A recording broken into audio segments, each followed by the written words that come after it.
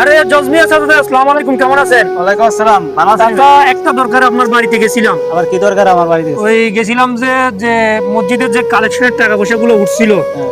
তো এই আপনারা তো টাকা হয় নাই, আপনি বিজি ছিলেন, তো আমরা একটা প্রিপারেশন নিছি যে টাকা পয়সাগুলো আছে আমরা গরিব দুঃখী মানুষের কাছে এগুলো দান করে দিব। এখন আপনি যদি টাকা পয়সাগুলো নিয়ে যদি আসতেন, হিসাবটা দিতেন। এটা টাকাগুলো কাকা এক জায়গায় রাখছিল, আছে। ইয়া করেন না।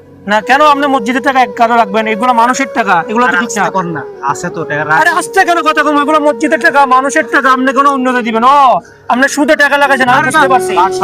তুমি আসতে কর না, ঠিক মেরে কথা কর না। মাসে হন মনে বেড়া। আরে মেয়ে, এগুলো হারাম।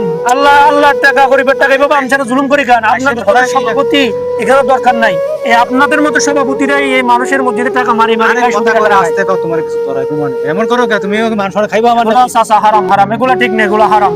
আর আরাম না, যখন দিমু পকেট গরম থাকবো তখন আপনি চুপ থাকবা। তুমি এটা কইও না আবার। তো এই ধরনের আসলে বর্তমানে আমাদের কিছু মানুষ আছে যারা মসজিদের টাকা নিয়ে, মাদ্রাসা টিকা নিয়ে তারা ব্যবসা করে, সুদে টাকা লাগায়, এগুলো লাগায়। আসলে এগুলো ঠিক না। এগুলো একদিন আল্লাহ তাআলার কাছে জবাব দিতে হবে। কারণ বান্দার হক যতক্ষণ পর্যন্ত বান্দা মাফ না করবে, আল্লাহ কখনো মাফ করবে না। ভিডিওটা অবশ্য আমাদের বোঝার জন্য বানানো হয়েছে। ফানি সিস্টেম ওসব রিয়েল না, আমরা রিয়েল সিস্টেমে করছি, তো রিয়েল না।